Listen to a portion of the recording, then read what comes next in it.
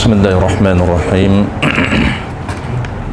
الحمد لله الذي أرسل رسوله بالهدى ودين الحق ليظهره على الدين كله ولو كره الكافرون أشهد أن لا إله إلا الله وحده لا شريك له وأشهد أن محمدا عبده ورسوله صلوات الله وسلامه على هذا النبي الكريم وإمام المتقين وقائد الدعاة المجاهدين وعلى آله وأصحابه أجمعين اللهم علمنا ما جهلنا وانفعنا بما علمتنا وجعلنا من المخلصين وصلى الله على سيدنا محمد وعلى آله وبارك وسلم والحمد لله رب العالمين أما بعد. InsyaAllah kita sambung riban nasa'i.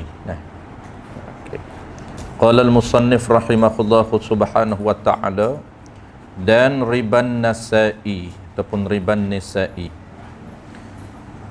Dan riban nasa'i, yakni riba yang ketiga daripada tiga jenis riba yang berlaku dalam jual beli, iaitu yang kata riban nasa'i, menjual sesuatu dengan syarat bertangguh pada salah suatu daripada dua iwad, maka perkara yang ada riba padanya itu dua perkara. Baik, itu masuk tajuk lain. Sebelum kita masuk tajuk pendetailan topik yang pertama, sebagaimana kita sebut sebelum daripada ni, secara umumnya riba ini berlaku pada dua tempat sahaja. Ini riba di dalam mazhab al-Imam Syafi'i. Yang pertama, riba yang berlaku dalam jual beli terbahagi kepada tiga jenis riba sahaja. Riba yang berlaku di dalam transaksi jual beli, ia tidak berlaku dalam transaksi pinjam meminjam, tidak berlaku dalam transaksi hebah, tidak berlaku dalam transaksi hadiah, tetapi dia hanya berlaku di dalam transaksi jual beli sahaja, iaitu ada tiga jenis riba. Ini pembahagian riba. Pertamanya ribal fadli, yang kedua ribal yadi, yang ketiganya riban nasa'i. Kita akan bahas hari ini. Yang kedua, riba berlaku dalam qardi, dalam hutang.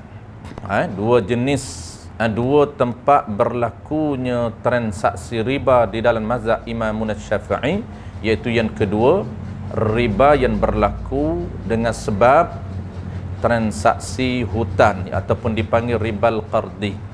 Kita akan belajar di dalam tajuk akhir. Kesimpulan riba di dalam mazhab kita hanyalah ada empat sahaja. Tiga riba berlaku dalam jual beli dan satu riba berlaku dalam hutang. Jadi kesimpulan riba di dalam mazhab Imam Syafi'i ada empat. Yang pertama riban fadli, yang keduanya adalah riban yadi, dan yang ketiganya adalah riban nasa'i, dan yang keempat adalah ribal qardi. Setengah ulama, dia riba qardi ni dia letak di dalam pembahagian ribal fadli. Jadi kalau kita asinkan jadi empat, kalau kita campur sekali kan dia jadi tiga sahaja. Ribal fadli ada dua. Baik, jadi kita detailkan ada empat. Baik, kita sebut sebelum kita masuk topik pertama hari ni, iaitu pembahagian inilah riba. Kita sebut sebelum daripada ni, apabila kita bincang soal riba yang berlaku dalam jual beli ni, kita ingat dia hanya ada tiga subtopik. Ini dipanggil panduan ilmu riba dalam mazhab Syafi'i, ataupun kita panggil disiplin ilmu riba di dalam mazhab Syafi'i. Ada tiga subtopik yang kita mesti kuasai. Yang pertamanya illatul riba. Yang pertama yang kita kena tahunya, topik yang pertama ialah item ribawi. Itu dipanggil illatul riba. Di dalam bahasa muamalah digunakan illatul riba ataupun sebab riba. Dan bahasa kita panggil barang ribawi, item ribawi. Itu topik yang pertama. Kita akan detailkan sekejap lagi. Topik yang kedua, formula riba. Kita akan bahas juga secara detail ada dua formula riba. Inilah dia panduan asas untuk kita nilai sesuatu transaksi itu riba ataupun tidak. Ada 3 penilaian asas kita. Penilaian yang kedua yang kita kena tahu, di sebalik transaksi itu mesti dia akan berlaku salah satu daripada 2 formula ini. Formula pertama kita dah bahas sebelum daripada ni, dan formula kedua. Formula pertama dia boleh berlaku 3 riba, formula kedua boleh berlaku 2 jenis riba. Kita akan bahas satu persatu. Baik, topik yang ketiga apa dia? Topik yang ketiganya ialah makna dan syarat riba, ataupun dipanggil pembahagian riba. Ada 3 jenis riba. Dalam topik yang ketiga kita akan detailkan makna riba dan syarat berlaku riba. Kita dah bahas sebelum daripada ini secara view awalnya. Satu demi satu riba itu ada 3 syarat. Ribal fadli, nak berlakunya ribal fadli mesti lengkap 3 poin, 3 syarat. Ini secara detail. Secara umumnya setiap riba itu hanya satu syarat. Tetapi lengkapnya kita nak nilai transaksi satu-satu transaksi itu mesti ada 3 poin dia. Ribal fadli lengkap 3. Ribal yadi juga mesti ada 3. Riban nasai juga mesti ada 3 poin. Barulah kita boleh hukumkan transaksi itu riba ataupun tidak. Baik, sambung amal ini sebelum kita masuk topik perincikan topik yang pertama. Qala al-musannif rahimahullahu ta'ala, dan riban nasai, iaitu ini syarat untuk dihukumkan riban nasai. Syarat dia apa dia? Menjual sesuatu dengan syarat, dengan menyatakan syarat di dalam akad. Apa syarat yang dia nyatakan dalam akad? Bertangguh ataupun hutang pada salah suatu daripada 2 iwad. Syarat dia bertangguh ataupun lambat serah ataupun menyatakan hutang salah satu daripada 2 iwad. Apa dia 2 iwad? 2 iwad ini merujuk 2 bentuk pertukaran, iaitu barang dan harga. Iwad ini merujuk kepada iwadaini, iaitu 2 bentuk pertukaran, sama ada barang daripada pihak penjual ataupun harga daripada pihak pembeli. Jadi sama ada penjual menyatakan hutang ataupun pembeli menyatakan hutang di dalam akad, maka akan berlaku riban nasai dengan syarat lengkap 3 poin ataupun 3 syarat. Syarat pertama sama dengan semua riba. Syarat kedua sama dengan semua riba. Yang membezakan ribal fadli, ribal yadi dan nasai adalah syarat yang ketiga ini. Mana dia? Yang pertama, apa dia yang pertama? Sesuatu bentuk transaksi itu mesti lengkap 3 benda. Yang pertamanya ialah aqdun makhsusin, aqdun ala iwadin makhsusin. Itu kena jaga 2 syarat yang sama dengan riba-riba lain. Syarat pertama mesti berlaku akad ataupun apa dia akad ini, dia panggil transaksi jual beli. Yang kita guna ni ialah akad jual beli ataupun transaksi jual beli, ataupun bahasa kita panggil tukar menukar. Dan poin yang kedua apa dia? Poin yang kedua untuk kita hukumkan riba yadi ataupun riba nasai, pertukaran itu ataupun akad pertukaran yang kita guna itu apa dia?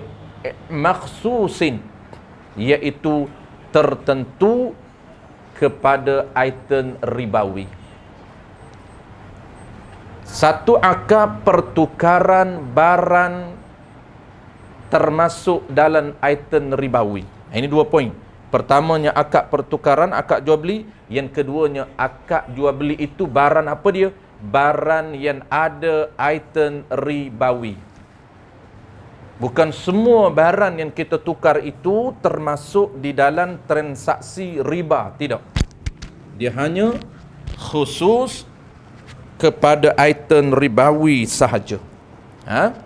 Dia khusus kepada item ribawi saja. Kita dah bahas item ribawi hanya ada 2. Pertamanya ialah naqdun, emas, perak, dinar, dirham, dan yang keduanya ialah makanan. Maknanya tuan-tuan, bentuk dia, bentuk transaksi riba nasai ini bagaimana praktisnya?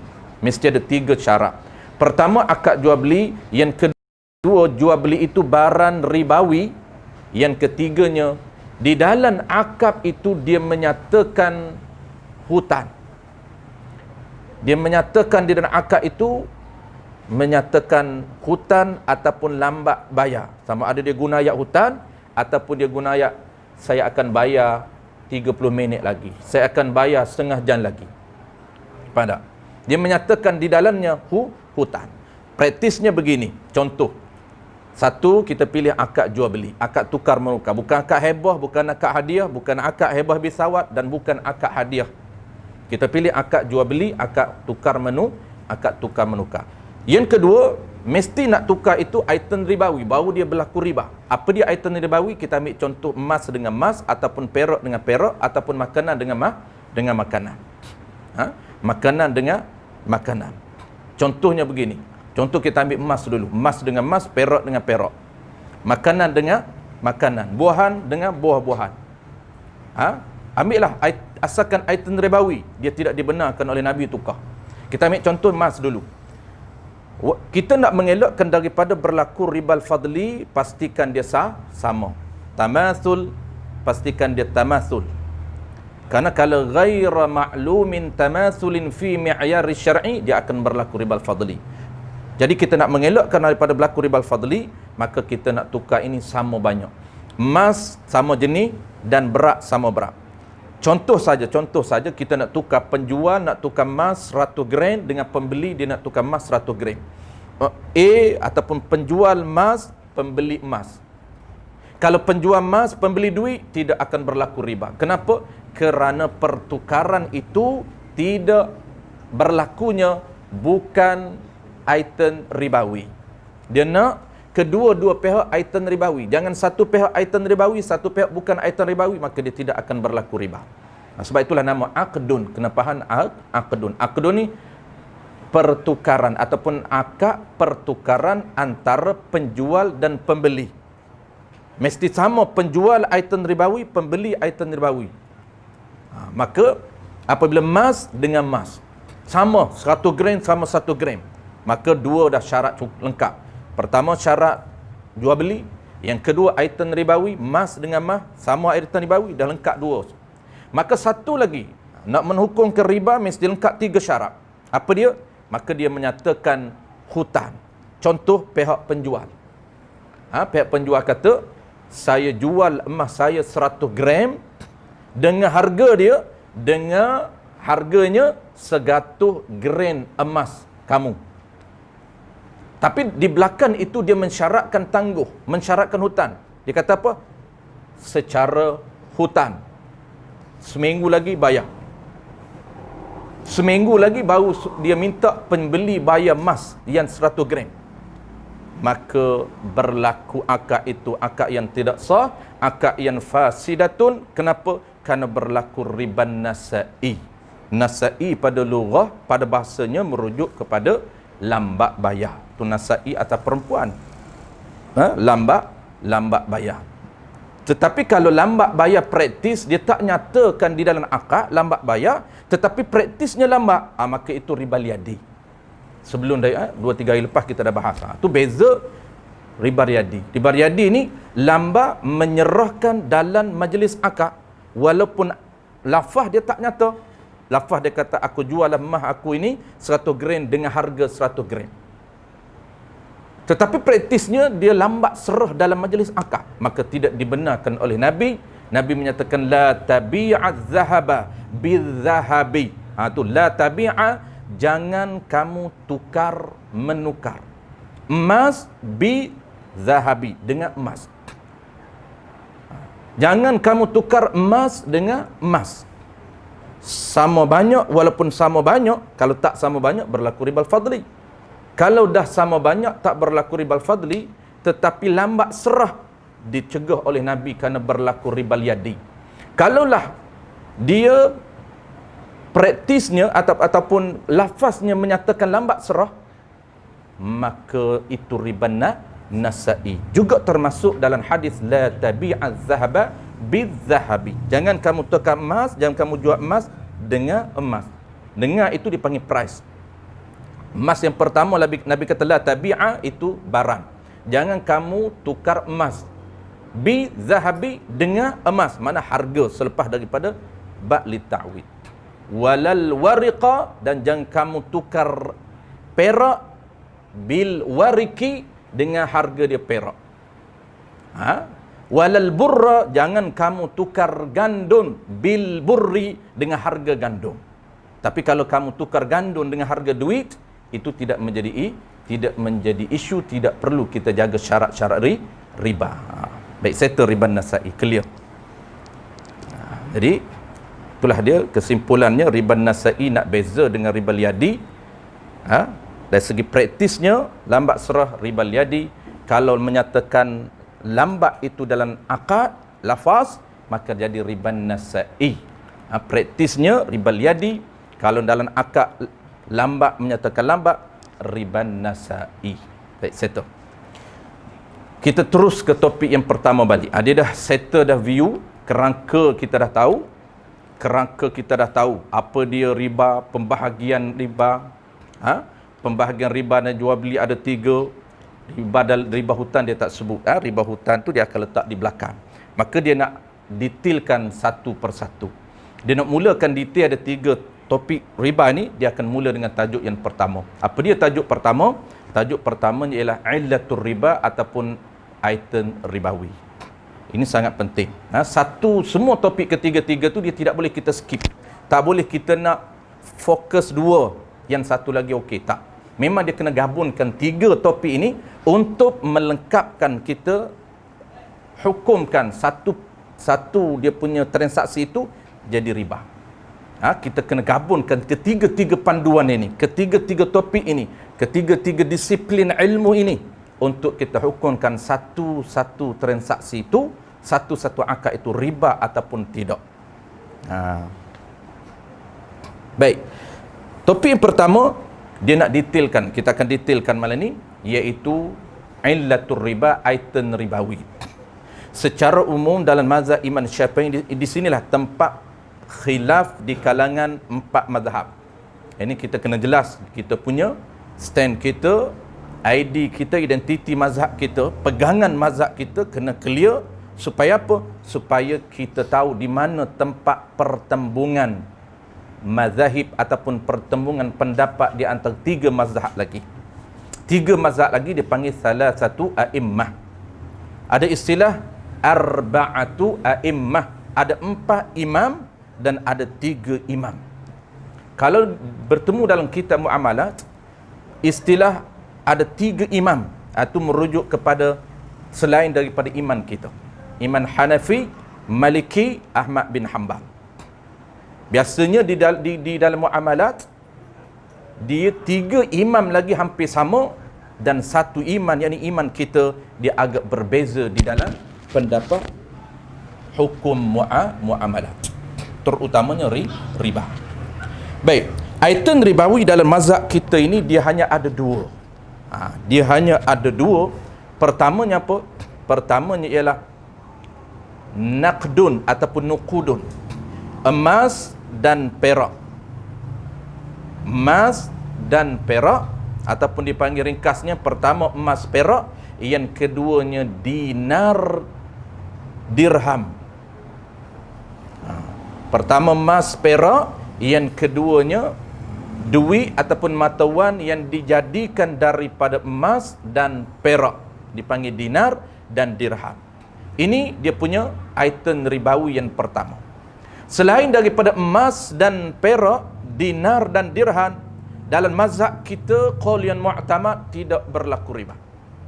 Maka yang ketiga apa dia? Pertama emas perak, yang kedua dinar dirham, yang ketiga yang menjadi khilaf ialah duit. Fulus. Fulus itu menjadi khilaf. Bukan menjadi khilaf di antara mazhab kita dan 3 mazhab lagi, tetapi di kalangan mazhab kita juga menjadi khilaf.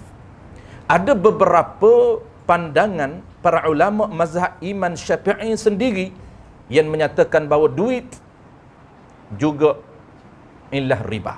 Tetapi ini kalau menurut pandangan Imam Ahmad Khatib, pandangan ini adalah lemah. Pandangan mu'tamad di sisi Imam Khatib, Ahmad Khatib dan beberapa imam lain lagi, qaul yang mu'tamad dalam mazhab Imam Syafi'i, duit tidak berlaku riba, yakni duit bukan item ribawi. Tetapi kita ingat, jangan kita clash, ada mazhab lagi, 3 mazhab lagi, item ribawi di sisi mereka termasuk duit. Itu jangan jangan clash. Sebab itulah kita akan bahas malam ni, kita akan bagi dia punya praktis, contoh praktis di kalangan mazhab lain, duit bagaimana berlakunya riba duit, dan mazhab kita tidak berlaku riba duit, bagaimana cara dia. Supaya kita clear apabila kita dengar ada pandangan-pandangan yang mengatakan pertukaran duit boleh berlaku riba, ya, tapi itu 3 mazhab, dan mazhab kita tidak berlaku riba. Supaya dia jelas di kalangan 4 mazhab itu. Baik, kita terus kepada uraian yang pertama. Dia ada 2, nakdun dan makanan. Pertama nakdun, dan item yang kedua ialah makanan. Qala al-musannif rahimahullahu ta'ala, maka perkara yang ada riba padanya pada perkara, padanya itu, yakni padanya perkara itu 2 perkara. Maka perkara yang ada riba, yakni barang yang tu dipanggil barang, maka barang yang ada riba ataupun item yang ada riba itu 2 perkara sahaja, 2 item sahaja, 2 barang sahaja. Pertamanya apa? Pertamanya naqdun ataupun jamak dia nuqudun, emas dan perak. Naqdun ini di dalam istilah fiqh, itu dalam mazhab Syafi'i kena faham dia punya istilah dia. Naqdum ini di dalam istilah fiqh, bukan naqdum dari segi bahasa. Ini antara tempat perselisihan di kalangan kita pada hari ini. Kita antara punca perselisihan terkadang berlaku di antara bahasa dan istilah. Kenapa? Kerana istilah semakin hari semakin hilang, hanya tinggal dari sudut bahasa saja. Sedangkan syariat ini dia membahaskan, bacalah kitab mana pun, ulama akan bahas dari 2 sudut. Pertamanya penggunaan bahasa Arab, yang keduanya penggunaan istilah di dalam syara'. Maka naqdum dalam bahasa Arab dipanggil duit, tetapi naqdum di dalam istilah fiqh bukan duit, tapi emas dan perak. Di sinilah tempat apabila kita hanya faham bahasa saja, maka kita kata naqdun itu duit, ya, tapi itu pada bahasa Arab. Naqdul balad, orang Arab dia sebut naqdul balad ni, dia panggil apa? Dia panggil mata wang. Naqdul balad ini dipanggil mata wang negeri. Macam kita ni Malaysia ini, mata wang naqdul balad kita adalah RM. Kalaulah Indo, naqdul balad dia adalah rupi. Kalau lain ada dolarnya, Singapuranya, dolar. Jadi itu naqdul balad. Dari sudut bahasanya, atau ada pun naqdum di sini dari sudut istilah merujuk kepada emas dan perak. Dan keduanya makanan. 2 item sahaja. Makanan ini kita akan bahas akan datang. Kuliah akan datang, dia ada 3 ciri makanan yang tidak dibenarkan tukar. Ada ciri pertama, makanan asasi, yang makanan mengenyangkan di kawasan atau di negara ataupun di negara setempat yang kita diami. Yang keduanya dia panggil ciri makanan yang kedua, makanan tambahan seperti buah-buahan. Dan yang ketiganya ialah ubat-ubatan dan herba. Juga termasuk di dalam makanan. Tidak dibenarkan tukar ubat dengan ubat, herba dengan herba. Tidak dibenarkan tukar. Malam ni kita settlekan dulu item yang pertamanya, naqdun. Dan keduanya makanan, dan dikehendaki dengan naqdun itu. Dikehendaki di sini maksudnya dikehendaki di sisi syarak. Dikehendaki ni murah apa? Murah di sisi syariat kita. Dan dikehendaki di dalam istilah fiqh. Dan dikehendaki di sisi syariat kita. dengan naqdun itu emas dan perak jua. Emas dan perak jua. Jua ni makna sahaja. Apa makna sahaja? Apa makna jua? Tidak ada ataupun tidak termasuk item yang lain. Itu makna jua, makna faqat. Dia kata emas dan perak sahaja. Apa makna sahaja? Tidak termasuk item lain, tidak termasuk duit, tidak termasuk barang-barang lain. Dua saja. Ya? Emas, emas kuling sama. Dia akan bahas. Dia akan bahas di belakang tu jenis emas. Sama ada emas perhiasan. Jadi ada dua kategori. Pertama emas dan perak. Yang kedua mata wang yang dijadikan daripada emas dan perak. Maka dia detailkan emas ini, adakah emas yang tertentu saja? Jawab dia semua jenis emas. Sama ada emas perhiasan ataupun emas yang telah diproses. Dan yang ketiganya emas yang belum diproses. Emas yang bahan mentah tu, ya, yang belum diproses, itu juga termasuk bahan riba. Kenapa? Kerana asalkan fizikalnya emas saja, walaupun belum diproses, tetap dinamakan emas. Dan dikehendaki dengan naqdun itu emas dan perak jua sama ada, ini pendetilan, sama ada yang sudah perbuat akan dia akan emas, dirham, sama ada emas dan emas itu diproses dijadikan mata wang, nama dia dirham. Dirham ni panggilan, panggilan ataupun nama mata wang yang diproses daripada emas. Kalau mata wang itu diproses daripada perak, maka nama dia dirham, tukar. Dirham ni perak, dinar itu emas. Jadi emas dan dinar dan dirham itu dia panggil panggilan, nama. Nama apa? Nama mata wang. Kalau mata wang tu diproses daripada emas, maka nama dia dinar. Kalau mata wang itu diproses daripada perak, maka nama dia dirham. Sama ada sudah diperbuat akan dia akan emas itu dirham, emas dan perak tu, dan dinar, atau tiada. Tiada tu, tiada diproses jadi dinar dan dirham. Mana dia contoh yang tidak diproses? Seperti hulli, seperti emas perhiasan. Emas dalam bentuk perhiasan dinamakan hulli. Dan tibrun. Tibir ini apa dia tibir ini? Iaitu bahan mentah yang belum diproses. Jadi emas fizikal yang belum diproses jadi dinar, yang belum diproses jadi jongkon emas, itu dia panggil tibrun. Habis pendetailan jenis emas. Dan tiada riba.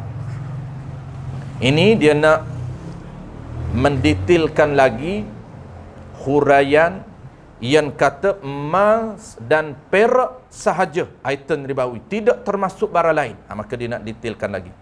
Dan tiada jadi riba, tiada berlaku akad riba, tiada berlaku transaksi riba pada mata benda. Mata benda ni pada harta, tu mata benda.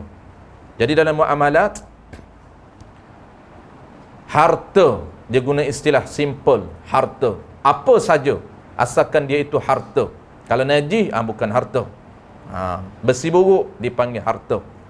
Jual beli besi buruk, sama ada besi buruk besi baru, samalah. Tidak termasuk riba.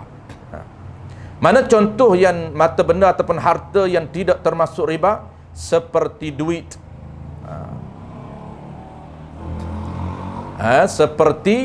Seperti duit. Duit ni ulama dhabit, tok guru dhabit, takut kita bertukar. Duit ni selain daripada duit dinar dan dirham. Kalau duit itu dinar, ya, item ribawi. Kalau duit itu dirham, ya, item ribawi. Ini duit selain daripada dinar dan dirham. Sama ada duit itu tembaga ataupun duit itu fulus, kertas, wan kertas. Jawab dia maka tu dipanggil fa'ut tafriq. Maka ni hukum. Fa'ut tafriq, lahirnya hukum daripada pernyataan ataupun statement yang ulama buat, tiada jadi riba pada harta benda, maka harus dijual. Tak haram, harus dijual, tak haram kerana tak berlaku riba. Harus dijual setengah dengan setengahnya berlebih kurang. Harus dijual setengah, yakni dijual duit yang sama. Kita ambil yang sama dulu, duit sama, tak perlu kita ambil yang lain. RM dengan RM dulu. Kalaulah lain daripada duit jenis yang lain, duit sama duit tapi jenis berbeza, RM dengan rupi, itu jenis berbeza. Dia panggil sama item, jenis item berbeza. Itu dia termasuk ada dua riba. Kita akan bahas formula ada dua. Formula kedua ni dua riba, formula pertama tiga riba. Jadi kita ambil contoh formula pertama. Formula pertama secara umumnya apa dia? Formula dia sama item dan sama jenis item boleh berlaku tiga riba. Mana contoh dia? Contoh dia emas, item emas, jenis emas 916, sama. A ataupun penjual emas, pembeli emas, maka dia panggil bersamaan item ribawi. Jenis emas 916, pembeli 916, maka dia panggil formula ini, dia panggil bersamaan item, bersamaan jenis item. Bahasa kita panggil sama item, sama jenis. Maka sama item, sama jenis ini, sama item ribawi, sama jenis item ribawi, dia berisiko ataupun mungkin untuk berlaku tiga riba kalau kita tak jaga syarat.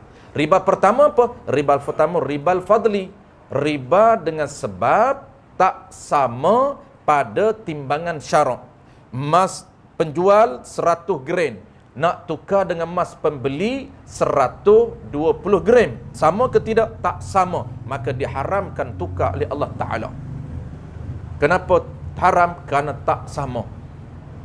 Kalau tak sama pada timbangan ini, emas dengan emas tukar tak sama, boleh berlaku ribal fadli. Baik, ada dua riba lagi. Kalau formula ini dia berlaku dua riba. Riba kedua apa? Riba liadi. Kalau sama 100 gram sama 1 gram, jenis sama 916, tetapi lambat ataupun delay menyerahkan salah satu daripada dua tadi. Mungkin penjual dah serah 100 gram tapi pembeli lambat serah, 5 minit lambat serah, maka jadi riba yadi. Jadi riba dia yadi. Itu riba kedua. Dia boleh berlaku tiga riba. Apa dia riba ketiga boleh berlaku dengan sebab sama formula pertama ini, dengan sebab riba nasai. Apa sebab riba nasai? Dia menyatakan di dalam akad itu, dalam lafaz itu, lafaz ijab qabul itu hutan, walaupun setengah jam. Menyatakan hutan, tukar sama item yang sama, jenis yang sama, tapi dia menyatakan hutan, maka boleh berlaku riba nasai. Baik. Jadi dia sebut di sini, maka harus ditukar, maka harus dijual, maka harus dijual setengah. Setengah ni sebahagian. Harus dijual duit yang sama dengan berlebih kurang. Tu dia nak cerita jual duit dengan duit tak berlaku ribal fadli. Tu harus dijual setengah, jadi sebahagian, dengan sebahagian, yang dengan setengahnya, dengan sebahagian, secara berlebih kurang, tak sama. Mana contoh dia? Tak berlaku riba. Contoh dia, kita jual RM dengan A dengan RM. Ini banyak kita duk buat. Banyak kita duk jual setiap hari kadang-kadang RM dengan RM.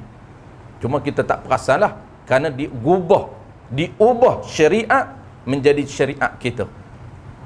Syariat kita ni, syariat orang Melayu ni, dia tak panggil jual beli, dia panggil tukar. Cuba perhati. Tukar, dia tak panggil jual beli. Orang kita, dia panggil tukar. Baik, ada tak duit kecil saya nak tukar? Saya ada RM10, saya nak guna duit yang RM1. Nak buat belanja anak sekolah. Payah dah, ada ustaz. Mai saya tukar. Bukan jual beli baik, tukar. Ini syariat orang Melayu. Kalau kita tanya dia ni nak tukar ni apa? Nak tukar lah dia kata. Tak ada apa-apa tukar. Bukan beli, bukan jual, tukar. Itu syariat dia. Sebenarnya tukar ini syariat Islam.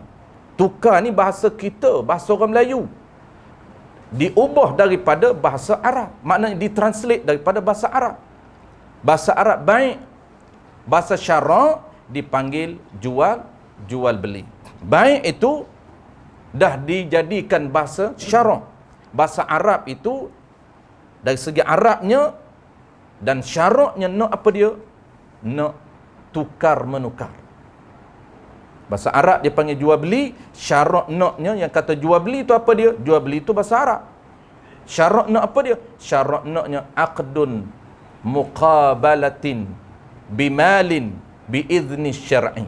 Naknya aqdun muawadatin maliyatin biizni syar'i. Yang syarat nak apabila sebut jual beli, syarat nak tukar baran dengan baran, tukar harta dengan harta yang diizin oleh syarak. Maka tukar. Maka kita nak jual beli. Jual beli ni dipanggil tukar menukar. Kita nak tukar daripada contoh, dia nak bagi contoh, kalau sama tak apa. Dia nak bagi contoh yang tak sama. Kok lah kita kata sama ni tak apa, tapi tak sama riba. Itu ulama ni, Syekh Daud ni dia nak bagi contoh yang tak sama. Mana contoh tak sama? Ini yang kita akan hukum riba. Saya nak jual duit saya. Baik datang ustaz, saya nak berhutang duit. Baik nak berapa? Nak 10k. Nak top up bisnes Savanah. Makin maju nampak gaya. Ini iklan free percuma. Jadi saya kata boleh, dia kata nak top up modal ni ustaz. Kalau top up 10k, sale dia maulah 20k sebulan. Saya kata boleh, tapi saya tak nak bagi hutang. Saya nak jual.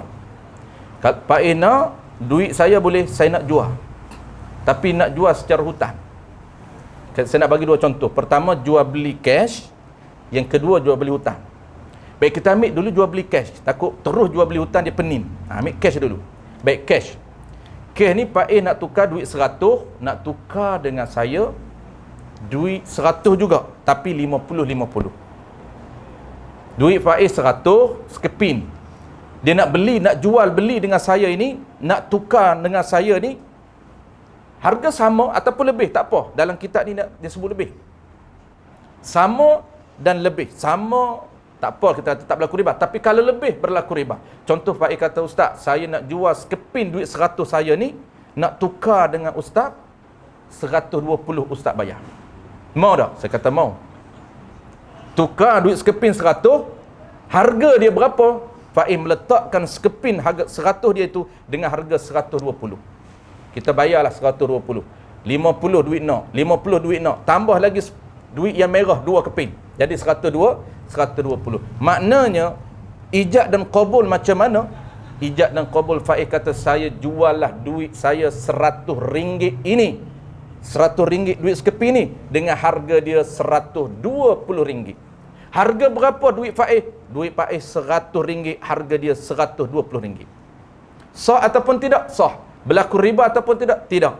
Kenapa tak berlaku riba sedangkan lebih Faiz telah menambah RM20? Itu riba. Jawab dia, kenapa tak berlaku riba? Kerana tidak lengkap syarat riba.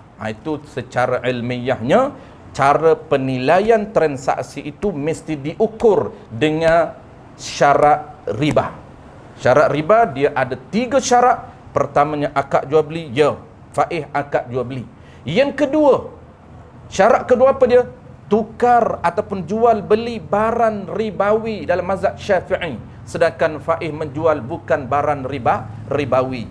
Dia bukan menjual emas, dia bukan menjual perak dengan perak, dia tak jual makanan dengan makanan, tapi dia jual duit dengan duit. Maka mazhab kita menjual duit dengan duit tidak berlaku riba. Tetapi ingat, 3 mazhab lagi, jangan taklid.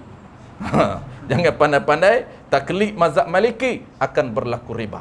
Kerana mazhab Maliki, duit item ribawi. Sebab itulah pasaran dalam ekonomi hari ini, pasaran ekonomi antarabangsa, majoriti negara-negara di dunia hari ini, mereka beramal dalam ekonomi Islam dengan 3 mazhab, Maliki dan Hanafi. Dan sebahagiannya ada beberapa certain akad digunakan akad dalam mazhab Ahmad bin Hanbal. Mazhab kita, tapi tidak boleh memaksa orang lain mazhab Syafi'i untuk taklid mazhab Maliki. Mu kena taklid Maliki, tak boleh. Kita tengok orang jual duit, kita kata riba. Kita tanya dia, kenapa riba ni lebih? Kita kata, mu ambil mazhab mana? Mazhab Syafi'i? Dah, mazhab Syafi'i tak riba. Lepas tu mu pegang mazhab Maliki, aku mazhab Syafi'i, tak boleh paksa aku ikut Maliki. Dan kita, apabila kita mazhab Syafi'i, tuan-tuan, kita tak perlu kita niat, dan kita beranak tu terus Syafi'i. Tak perlu kita kena niat. Tapi kalau kita nak transfer, pindah mazhab lain, itu dah ada syarat dia. Ada etika pindah mazhab, itu berhati-hati. Zaman hari ni kita dah tinggal banyak dah etika pindah mazhab. Terlampau longgar kita. Sebenarnya ulama dah meletakkan garis panduan berperpindahan mazhab. Dia ada beberapa syarat. Tidak semudah ABC untuk pindah mazhab Maliki, Hanafi, Hanbali. Ada syarat dia. Dan paling penting syarat pertama, mesti niat taklid. Terlupa niat taklid, tak sah. Kerana kita mazhab Syafi'i, nak berpindah mazhab orang lain, asas yang pertamanya ialah mesti niat taklid mazhab lain. Sebelum kita praktis amalan mazhab orang lain, mesti terlintas di hati kita, aku ikut mazhab Hanafi, baru kita buat. Dan ada beberapa lagi, ada lebih kurang 5 lagi, dia ada 6 syarat perpindahan mazhab yang dinyatakan dalam kitab Sulamus Sibyan. Baik, settle. Contoh yang kedua, Faiz. Contoh pertama, settle. Dah faham, tukar duit dengan duit. Tukar duit dengan duit secara cash. Kita bagi contoh yang pertamanya, jual beli cash. Contoh yang kedua, kita nak bagi contoh jual beli hutan. Ini yang keliru di antara hutan dan jual beli hutan. Ini yang dia pukul borong ni, dia kata riba ni. Jangan pukul borong. Jadi ilmu syarak, dia tidak boleh main tapau, tidak boleh main pukal, dan tidak boleh main borong-borong. Dia punya akad-akad tertentu. Baik, contoh macam mana jual beli hutan. Maka Pak datang nak berhutan. Dia kata, Ustaz, saya perlukan modal 10K. Ustaz boleh tak bagi hutan kat saya 10K? Saya kata, saya tak nak bagi hutan 10K. Kalau saya bagi hutan, memang saya akan dapat pahala saja, tak dapat untung. Pahala saya adalah dapat di sana, di dunia tak dapat untung. Saya kalau boleh, saya nak untung. Maka cara macam mana? Cara dia, saya nak jual duit saya ni, 10K duit saya nak jual kat Pak secara hutang.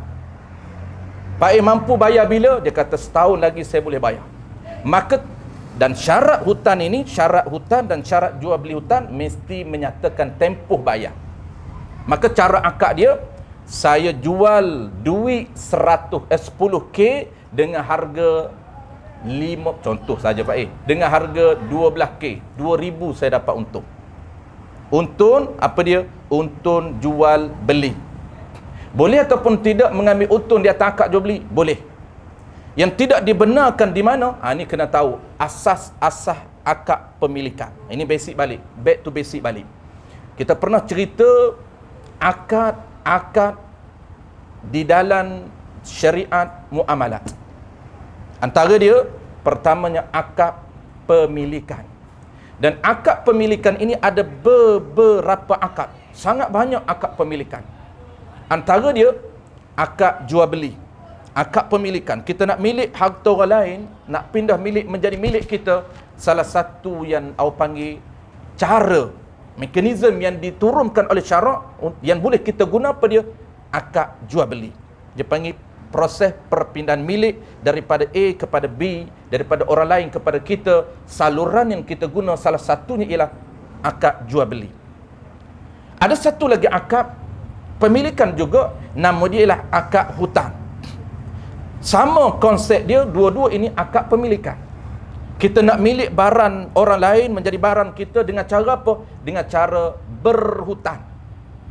Apabila si fulan A bagi kepada kita berhutang, maka kita milik barang itu dengan cara hutang, tapi kena bayar balik. Cuma beza di mana? Konsep dia sama tapi ada beza. Beza dia, Allah Ta'ala ni dia menggubal. Akad ni dia gubal. Ada akad yang berorientasikan keuntungan. Ada akad yang berorientasikan tabarruk. Tabarruk ni apa? Kebajikan, pahala. Maka akad yang berorientasikan keuntungan ini, satunya tonggaknya ialah nama dia jual beli. Maka jual beli ni dibenarkan oleh Allah Ta'ala untuk mengambil seberapa banyak untung yang kita letak, asalkan diredai oleh pembeli. Pembeli reda jual walaupun mahal, kita letak untung lebih. Boleh ke tidak kita meletakkan untung berganda? Boleh. Harus. Cuma Al-Imam Ghazali itu secara, orang panggil, secara seeloknya kata Imam Ghazali, jangan lebih daripada 3 kali ganda modal. Tapi kita nak buat 10 kali ganda modal. Satu ni sebuah 10, boleh. Modal RM10, barang kita letak 100. Harus. Kenapa? Kerana asalkan pembeli reda beli, walaupun mahal kita letak, sah jual beli. Kenapa boleh ambil keuntungan berganda? Kerana akad ini memang disediakan khas oleh Allah Ta'ala untuk manusia mengambil keuntungan. Tapi ingat, ada satu akad lagi. Dia ada akad. Dia ada beberapa akad, tapi akad yang popular, yang tonggak, nama dia adalah akad hutang. Maka akad hutang ini dia panggil akad berorientasikan kebajikan. Dalam bahasa syarak disebut akad tabarruk. Semata-mata untuk kita dapat pahala. Tidak ada sebarang keuntungan di dunia, tetapi nak pahala di akhirat. Kerana Allah janjikan orang yang memberi hutang kepada si fulan bin si fulan, Allah ganjarkan pahala yang besar. Kenapa? Kerana dia berisiko orang tak bayar. Sebab tu pahala besar. Apabila kita beri hutang kepada orang lain, memang berisiko dia tak bayar. Sebab tu pahalanya besar. Ada satu lagi pahala besar, dia sama standard, tapi standard lebih besar hutang. Yang kedua ialah pinjam. Kita beri pinjam barang orang lain dengan tidak ada sebaran charge. Kalau ada charge, dia panggil sewa. Tu dia beza. Kalau ada charge, dia panggil sewa. Kalau beri secara percuma, dia panggil pinjam. Aqdun ariyah. Akad pinjam meminjam. Antara pahala yang besar, yang pertamanya akad hutang, yang keduanya akad pinjam. Pinjam juga berisiko barang kita rosak. Berisiko orang tak hantar barang kita. Maka risiko-risiko inilah, dengan sebab ada risiko, maka Allah Ta'ala ganjarkan pahala yang besar. Maka Allah Ta'ala menetapkan bahawa akad tabarruk ini tidak dibenarkan oleh Allah mengambil sebaran benefit. Akad tabarruk ini, dia panggil akad hutang ini, Allah Ta'ala tidak membenarkan untuk kita mengambil kesempatan di sebalik akad hutang. Sebab itulah kita akan belajar, akad hutang ini tidak dibenarkan syarat untuk mengambil sebaran keuntungan. Walaupun 1%. Tak boleh. Kenapa? Ini punca dia. Kita nak jelas punca. Kenapa Allah larang? Kerana akad itu bukan akad keuntungan. Tak boleh cah daripada akad hutang. Amri, saya nak hutang dengan Amri 100 saja. Amri kata, boleh Ustaz. Tapi Ustaz akan bayar 120. Tak mahal, RM20 saja Ustaz. Walaupun sikit, maka tidak dibenarkan mengambil keuntungan di sebalik akad hutang. Nak ambil untung boleh, guna akad yang Allah dah sedia khas. Apa dia akad untung? Jual beli. Maka Faiz dia tahu dah. Dia belajar, dia pun nak beramal. Dia kata saya, Faiz lah contoh Faiz lah. Tadi saya contoh dia, saya nak jual. Sekarang ni Faiz pula nak jual. Apabila orang nak berhutang dengan Faiz, Faiz ni dah jadi OKB dah, berjaya dah berniaga, maka Orang pun pakat nak berhutang. Kawan pun ramai apabila kita berjaya. Masa kita tak berjaya, orang tak pandang kita. Savannah offer pun tak nak beli. Dah berjaya, semua orang pakat nak berkawan. Jomlah minum cai dulu. Pak lah yang bayar.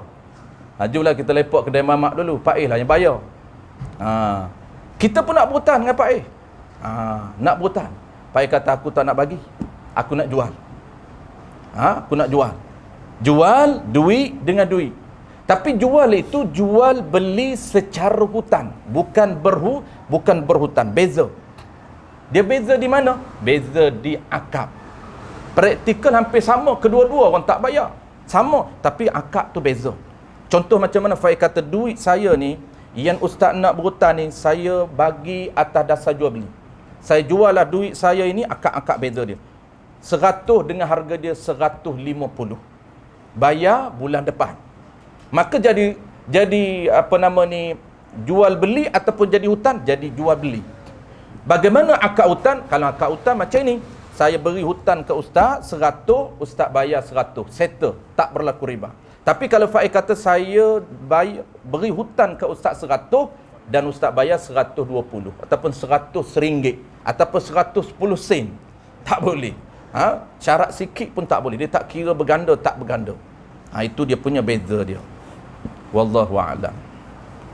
Saya teringatlah kalau bab-bab ni, teringat dulu Tok Guru. Saya pernah cerita, ada Tok Guru mati dah, arwah ni baru meninggal saja dia. 2 tahun lepas dia meninggal. Dia buka pondok dia top lah di tak boleh sebutlah di mana. Di Kedah tu top pondok dia. Dia belajar di Pasir Tumbuh. Lama di Pasir Tumbuh. Kemudian dia balik buka pondok di kampung dia. Antara yang dia buat amal macam mana, dia kaya kebetulan. Dia punya orang Kedah ni apa tu, padi, sawah padi. Dia tanaman padi ni memang jadi. Jadi kaya lah. Orang kampung nak berhutang lah. Dia tak nak bagi hutang, dia nak jual. Apabila dia nak jual jadi isu. Orang kampung pakat tuduh, dia kata Tok Guru makan riba. Kalau dia akal lah, takkan lah Tok Guru nak belajar. Kita ni tak belajar sampai puluh tahun. Saya tak silap dia ni belah-belah tahun dia duduk Pasir Tumbuh. Saya tak ingat berapa tahun. Lama dia Tok Guru ni. Logik akal pun takkan orang duduk, contohlah 10 tahun. Kita ni satu kitab pun tak mengaji. Ni logik akal lah. Memanglah Tok Guru tak maksum. Mana ada Tok Guru ni betul. Dia kata tak kira. Asalkan ambil lebih, riba. Tak kira siapa. Guru kan? Betul. Itu betul. Formula tu betul. Kita jangan tengok siapa dia.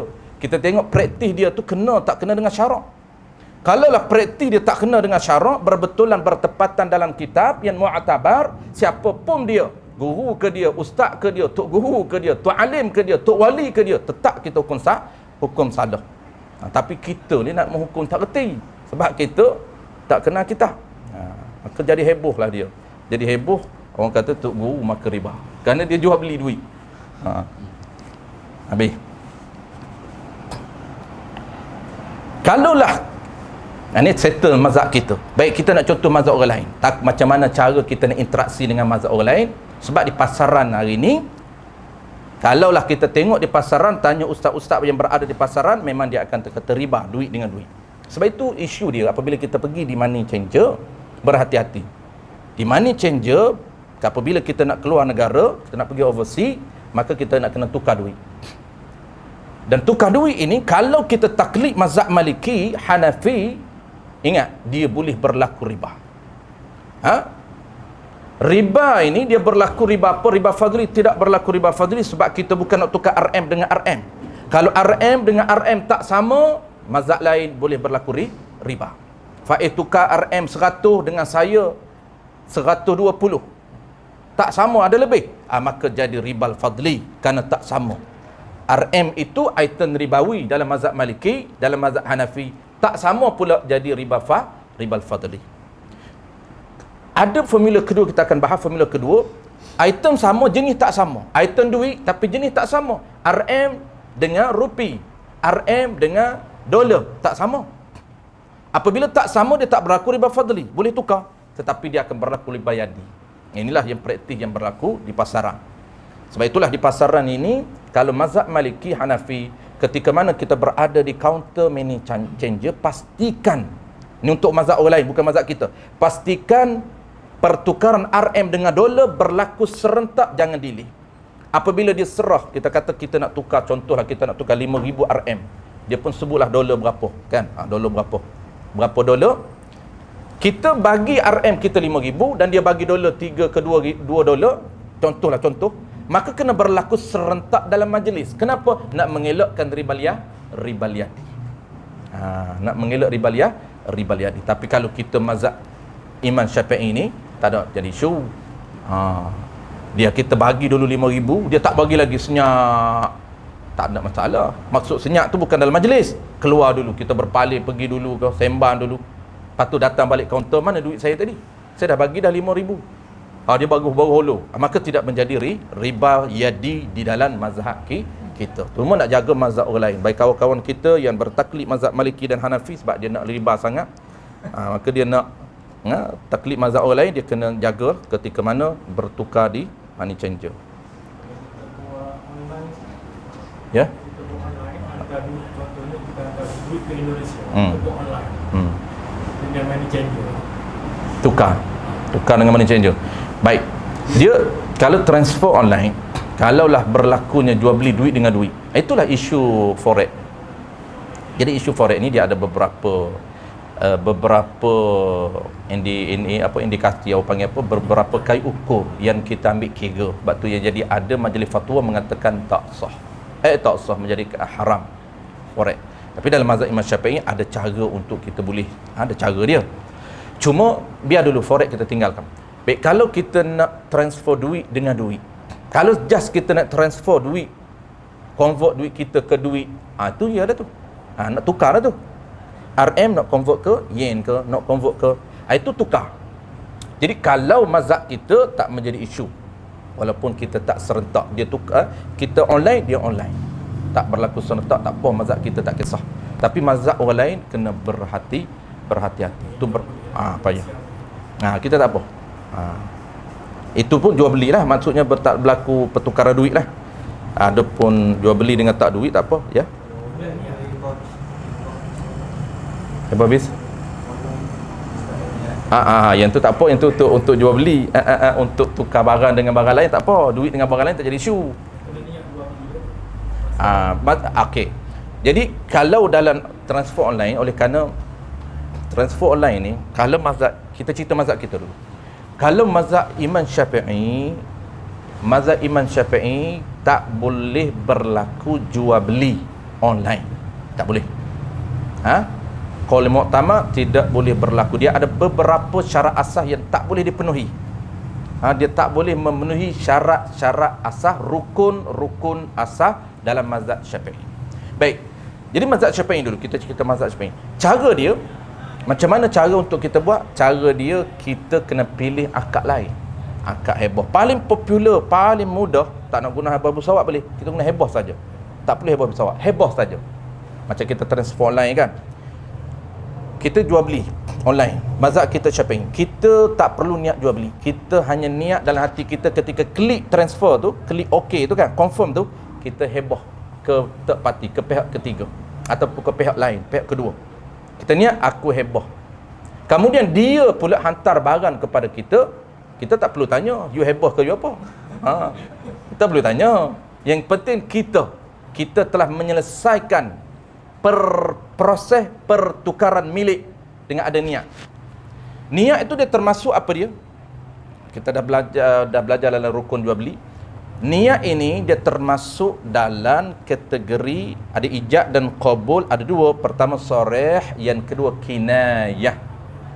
Pertama sarih, yang kedua kinayah. Dia termasuk dalam kategori mana? Kategori kinayah. Kinayah ni ada dua. Pertamanya kinayah dengan lafaz. Lafaz tidak menggunakan lafaz direct jual beli. Direct heboh dia tak guna. Dia menggunakan lafaz lain tapi ada signal, ada message yang kita boleh kenal, oh dia heboh. Yang keduanya, kinayah juga dengan niat. Senyap tak cakap apa, niat. Macam tuan-tuan selalu kita bagi contoh, kita pergi bank in ataupun kita nak saving dah di bank mana-mana. Kita nak takkan nak simpan takkan nak simpan berbantal. Duit banyak kan. Pergi simpan di bank. Ketika mana kita simpan di bank, perbankan, apa niat kita? Sama ada kita direct jolok direct di kaunter ataupun kita di mesin. kita interaksi dengan mesin, mesin itu menjadi wakalah, perantaraan kepada pihak ketiga. Pihak ketiga itu dipanggil banking, apa banker tu, apa panggil official tu, official akan datang ambil. Maka pertengahan ini, perantaraan ini, wakil tu, bank tu, mesin tu. Maka ketika kita masuk dalam mesin, niat apa? Niat simpan. Maka haram dalam mazhab Syafi'i niat simpan, tak boleh. Kena niat apa? Niat simpan dipanggil wadi'ah. Walaupun memang ada produk dia saving wadi'ah, tapi tak boleh guna dalam mazhab kita. Dia ada beberapa syarat yang ketat dalam mazhab Syafi'i. Mazhab orang lain boleh, tapi kita clear mazhab kita. Maka mazhab kita paling mudah macam mana? Kita niat bagi hutang. Kita nak settlekan proses pertukaran milik. Daripada asal milik kita, nak bagi milik bank. Bank boleh tasarruf duit kita. Dia nak handle, nak melabur di mana, boleh. Kalau kita simpan, bank tak boleh melabur duit kita. Sedangkan bank dia bukan simpan, dia melabur. Itu kontrak wadi'ah, dia berbeza dengan kontrak hutang. Sebab itu kena clear. Sebab apa kita tak nak guna kontrak wadi'ah? Kerana dalam mazhab Syafi'i, wadi'ah dia memang kena simpan betul, dia tak boleh melabur. Sebab tu kita pilih bagi hutang. Dan apabila kita nak bila-bila dia boleh bagi, kita nak jolok bila-bila dia boleh bagi. Jolok adalah di mana saja, bila-bila masa boleh bagi. Tu dia panggil hutang. Macam sama konsep tabung haji, konsep ASB, memang ada mudharabah, tapi untuk simple. Sebab ingat, konsep di dalam muamalah dia tidak rigid kepada satu-satu akad. Konsepnya lebih anjal, bebas untuk menggunakan mana-mana satu. Dia bebas untuk menggunakan mana-mana akad. Bukan maknanya kita hanya boleh berinteraksi dengan ASB satu akad saja, mudharabah. Akad lain tak boleh guna. Tak. Cuma ditawarkan mudharabah itu, dia tawar pada kita. Tapi kita tak nak guna akad mudharabah, boleh. Kita guna akad hutang. Kita bagi hutang kepada dia. Kalau mudharabah, dia ada term of condition yang lebih ketat. Sebab tu ada sistem kontrak mudharabah yang tak sah, yang tidak boleh apply. Menurut mazhab kita, mazhab Maliki boleh. Cuma isu dia di pasaran, apabila guna mazhab Maliki, masalah kita, pelabur ini tak faham kontrak di sisi mazhab Maliki. Dia tak bentang secara transparent. Dia hanya isi form saja. Mazhab mana dia guna, kadang-kadang kita tak clear. Sebab kita pun tak tanya. Boleh. Boleh. Memang dia pakai mazhab lain. Bank kebanyakan ISB. Dia tak faham mazhab Syafi'i, dia jaga guna Syafi'i. Sebab tu mudharabah di sisi mazhab Syafi'i agak ketat. Cuma kita nak bagi sah duit kita melabur, duit kita simpan tu, bahasa kita panggil simpan, tapi kita tak niat simpan. Kita niat bagi hutang. Apabila niat itu, dia penting niat. Kenapa penting niat? Di dalam ibadat, dia kayu ukur untuk menilai satu ibadat itu sah ataupun tidak, niat. Lafaz usolli, kita niat sedekah, itu sedekah muamalah, ibadat. Tetapi dalam bab ibadat muamalah, dia membezakan apa? Membezakan lafaz. Akad mana kita nak guna? Akad hutang, lafaz hutang. Walaupun niat kinayah, walaupun niat itu kinayah, tetapi zahirnya akad. Akad mudharabah, ia jadi mudharabah. Akad hutang jadi hutang. Akad simpan, dia panggil akad wadi'ah, maka jadi wadi'ah. Tetapi ingat, apabila kita nak guna satu-satu akad, maka dia akan ada syarat sah dia. Samalah konsep ibadat. Dia ada syarat sah. Kalau nak guna akad hutang, apa syarat sah? Akad memberi hutang kepada orang lain. Kalau nak akad itu mudharabah, pelaburan, apa akad sah pelaburan? Dia ada rukun pelaburan. Itu basicnya, kita akan belajar semua. Keluar negara guna money changer, kita niat sedekah, kita dengan money changer. Tak apa, sebab itu tak ada masalah. Direct. Jadi kita dah ada niat sedekah. Cuma money changer tu sebab kita kena convert kepada nilai duit orang lain. Tapi nilai, dari segi dia panggil nilai pahala sama je. Sama je. Cuma dia berbeza pada dolar dengan RM je. Jangan kira setengah orang tu dia kata, aku kalau nak bersedekah, aku nak sedekah di Indo sebab pahala besar. Kenapa? Dia main juta je. Kalau sedekah kat Singapura, nilai duit kita jatuh. Jadi kalau nak sedekah, sedekahlah ke Indo. Kita sedekah 100 dah berapa juta lah. Nilai tinggi pahala. Pahala sama je. Pahala dia. Fee money changer. Dia fee ni sebenarnya servis macam samalah dengan servis tab apa tu kan. Ada sama konsep dengan servis tab. Jadi situ tu inilah antara dia ambil kira dalam perbankan muamalah ataupun dalam muamalah Islam. Ini antara benda-benda yang tidak dibenarkan. Tidak dibenarkan. Cas-cas tambahan ni walaupun sikit tidak dibenarkan.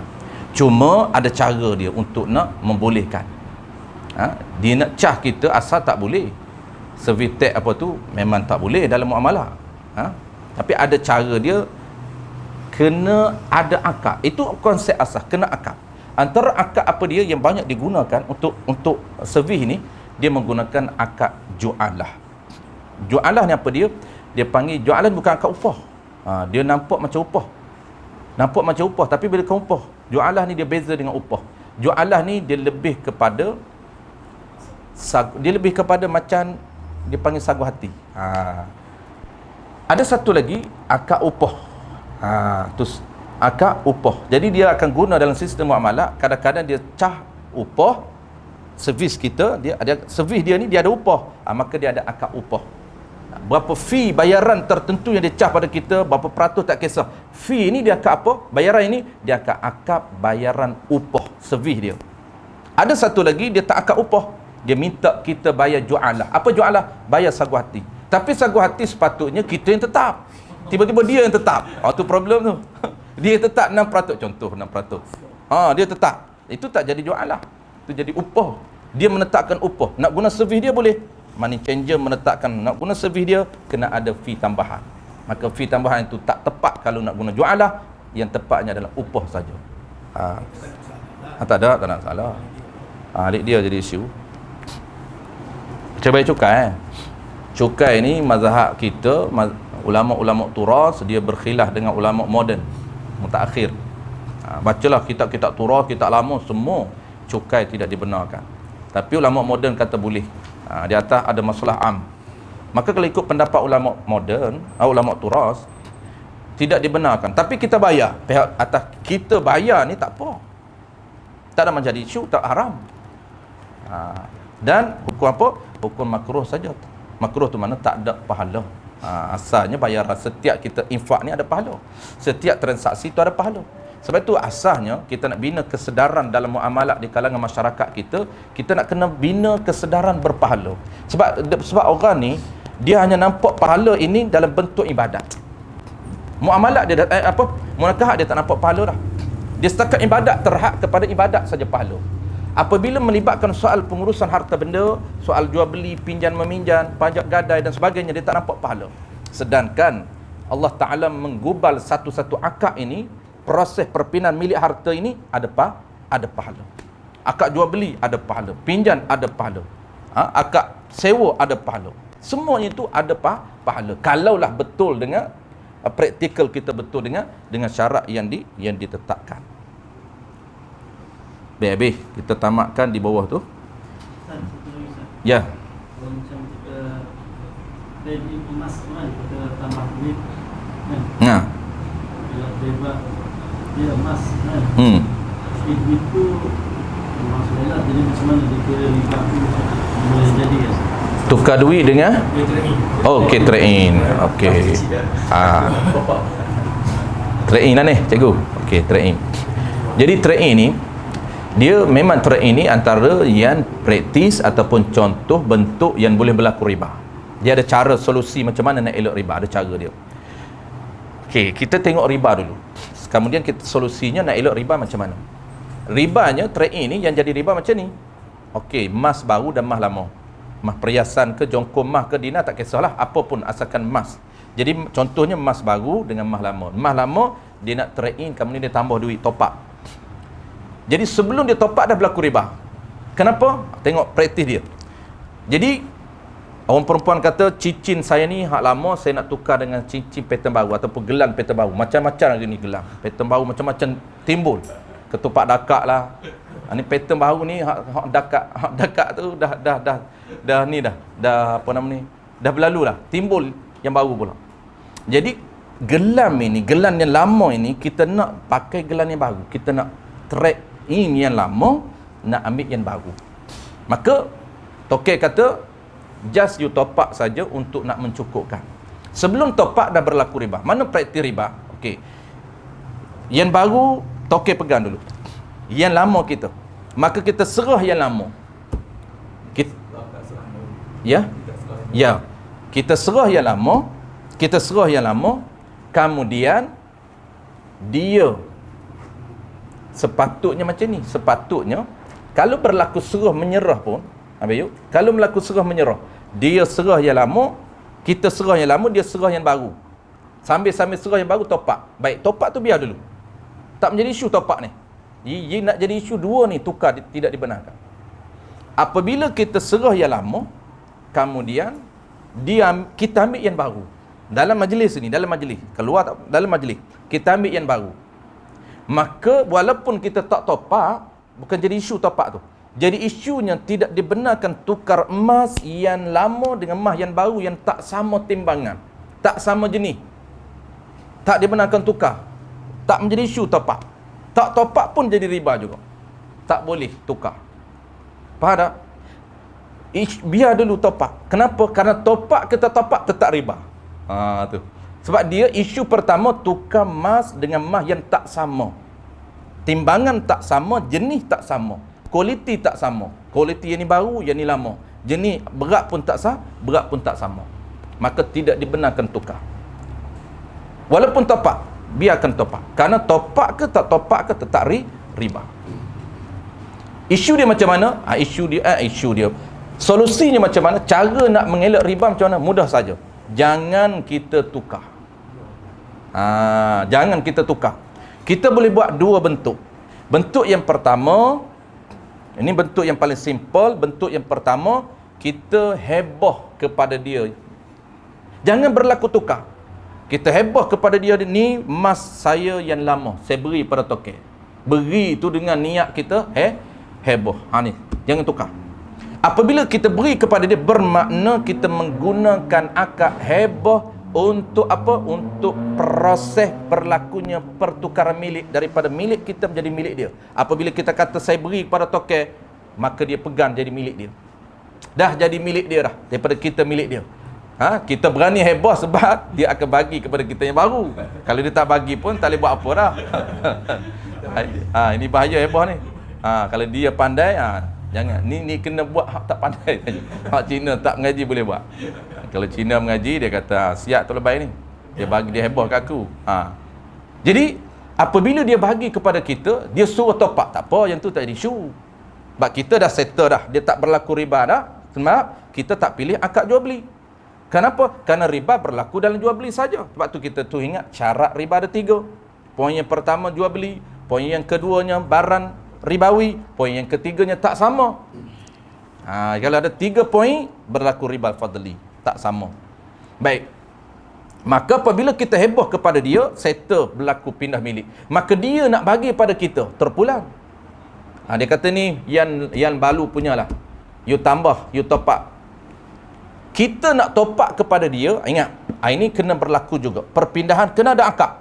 Kita nak top up ni, kita boleh guna 2 akad. Pertama, top up itu akad hibah ataupun top up akad jual beli. Tapi ingat, akad jual beli mesti jangan akad jual beli yang tak sama. Dia kata yang balu punya ini harga dia 2,000. You bayar, you top up 500 saja lagi. Maknanya kalaulah kita nak pilih akad jual beli, harga yang baru itu 500 saja. Jangan akad harga asal yang di plus dengan yang baru. Jangan, itu tak sah kerana tak tally dengan barang. Akad 1,500, duit bagi 500, mana boleh? Kena akad 500. Takkanlah 500 saja. 500 akad nilai dia 1,500. Apa nak susah dia? Ini kena betul-betul clear. Soal pelaksanaan akad. Tipu ke? Apa nak tipunya? Memang real lah akad 500 saja. 500 saja nilai yang kita angkat. Sah. Settle itu cara pertama. Settle cara bentuk pertama. Maknanya bentuk pertama, kita heboh dulu duit. tak berlaku jual beli, kita heboh. Langkah pertama kita heboh emas kita, kemudian langkah kedua taukir itu dia nak pindah barang dia kepada kita, maka dua cara. Cara pertama, kita topak itu kita niat heboh, ataupun kita boleh guna cara kedua, kita topak itu dengan jual beli. Tapi kita akad jual beli nilai 500 sahaja. Itu pertama. Baik, cara kedua, trade-in. Jadi dua cara kita sebut tadi. Pertama, kita heboh. Cara yang kedua, kita settlekan jual beli satu per satu. Ini complicated sikit lah. Cina pun pening. Dia kata, ayo pening lilai, ini lebay dia kata. Mau tukar sajalah, topak saja lebih senang. Dia kata, tak mau ini satu-satu lah. Kita nak satu-satu. Kita kata, okey, saya nak jual emas lama saya ini. Harga dia 2,000. Kita jual siap dulu. Emas lama kita tak nak trade-in, tapi kita nak jual. Dapat dia bagi duit 2,000, kita ambil pegang. Emas baru ini berapa? 2,500. Kita buat keluar 500. Duit dah 5,000. Itu pening. Dia kata, bodoh ini Haji. Dia kata. Ini Haji. Dia kata, kenapa ini? Bagi dia ni, pelik dia Haji. Pening. Dia kata, hak mudah ada, pilih hak payah. Tu pening Cina pun. Kita dia tak tahu. Cara nak bagi sah tu bukan dia tahu pun. Jadi itulah cara yang nak sah. Settlekan dulu. Apabila kita jual beli emas yang lama dengan dia settle dapat duit, kita beli yang baru. Tapi paling simpelnya yang pertama tadi. Wallahu a'lam. Kita sambung akan datang. Di mana tadi nak berhenti dulu tu? Sebelum kita buka soalan. Dan dikendaki dengan makanan. Tu berhenti dah. InsyaAllah akan datang. Kita masuk perbincangan item ribawi yang kedua. Dah settle dah item ribawi yang pertama, emas dan perak. Pendetailan item ribawi yang kedua itu makanan. Wallahu a'lam. Ada soalan? Ya. Barang yang lama nilai dia lebih tinggi daripada barang yang baru. Baik isu nilai. Isu nilai konsep asas di dalam muamalah. Ingat balik. Konsep asas di dalam sistem muamalah, konsep apa? Konsep nilai. Nilai ni dia merujuk kepada maliyatun. Maliyah, harta. Harta yang ada nilai. Baik, soal nilai itu, tinggi rendah nilai tidak menjadi isu. Asalkan ada nilai. Kita menjual ni, ini untuk jawab soalan Banji kita. Contoh, ini kertas. Harta ke tidak? Ya, harta. Ada nilai ke tidak? Ada nilai. Boleh ke tidak meletakkan nilai lebih tinggi daripada harga standard? Boleh, sah. Kalau ada orang sudi, saya nak jual kertas saya ini kepada Faiz dengan harga 10K. Standard dia ni RM1 tak bayar. Tapi saya nak jual harga dia 10K. Nilai, nak meletakkan nilai yang lebih tinggi daripada nilai biasa. Boleh ke tidak? Jawab dia, harus, kalaulah diredai oleh pihak yang menerima. Konsep dia, Nabi menyatakan innamal bai'u antaradin. Ini konsep jual beli. Nabi meletakkan satu ciri asas kepada pertukaran ini, soal nilai, value ini. Apa dia? Nabi letak persetujuan di antara dua pihak walaupun tinggi rendah nilai. Dua pihak ini setuju. Penjual setuju menerima, penjual setuju menyerahkan barang yang dia nak lepaskan ini, dan pembeli setuju nak menerima barang walaupun harga tinggi. Sah ke tidak sah? Itulah kata kunci dia. Nabi kata innamal bai'u antaradin.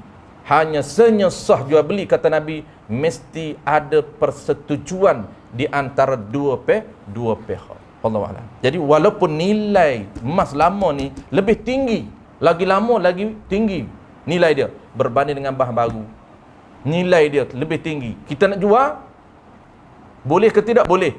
Tapi kalaulah kita nak tukar, ingat, kalau tak sama pada timbangan, tidak dibenarkan. Tak dibenarkan tukar. Tak sama pada timbangan. Tukar emas dengan emas. Tapi kalau tukar emas dengan duit, boleh. Yang tak dibenarkan tukar emas dengan emas. Tapi kalau nak tukar emas dengan duit, tak berlaku riba. Ya? Kalau nak tukar emas dengan emas juga, kena hebah. Jangan guna, mudah saja cara dia, jangan menggunakan akad jual beli. Kerana akad jual beli itu tidak dibenarkan. Maka kita pilih akad lain. Boleh akad hibah, boleh akad hadiah. Tu boleh akad yang lain daripada akad jual beli, wallahu a'lam.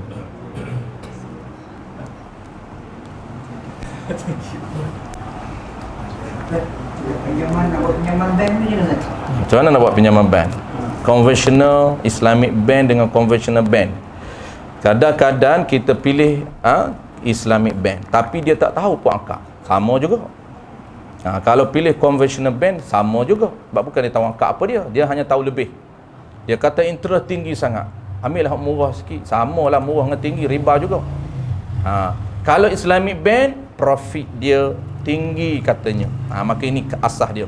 Dia beza interest dengan profit, dia beza. Beza di mana conventional dia guna interest. Kalaulah Islamic product, Islamic bank, bank Islam dan bank-bank lain, dia tidak menggunakan istilah interest, dia menggunakan profit. Apa beza dia? Sama ni bagi yang tak tahulah. Yang kata jahil dia marah. Dia beza asas dia mana? Asas dia beza di akad. Conventional bank tidak ada akad.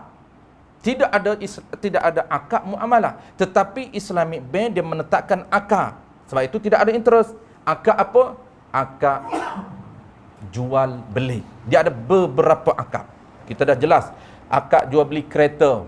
Akad jual beli kereta pula dah. Ni apa namanya? Sistem pembiayaan kenderaan. Dia tak guna pinjaman kenderaan. Tapi dalam Islamic bank dia menggunakan skim pembiayaan kenderaan. Dia tak guna pinjaman. Dia guna skim pembiayaan perumahan. Beza di mana skim pembiayaan ini? Beza dia skim pembiayaan dia menggunakan akad. Dia ada beberapa akad. Popular dia menggunakan dua akad. Akad pertama akad jual beli. Akad yang kedua akad ijarah, akad sewa. Akad sewa. Walaupun profit itu keuntungan dia. Sah ataupun tidak, riba ke tidak menjadi riba. Sah, kenapa? Kerana dia akad jual beli. Macam mana contoh dia? Contoh dia kita beli kereta. Maka kereta ini popularnya tengok bank mana. Tengok bank dia guna akad apa? Ada dia guna akad jual beli hutan, ada dia guna akad ijarah. Dia panggil ijarah thummal bank. Ini dia punya term. Contoh kita ambil akad jual beli hutan. Maka pihak bank Islam ataupun bank lain dia akan beli dengan pihak, kalau rumah dia beli dengan pemaju. Rumah itu cashnya harga dia 300k.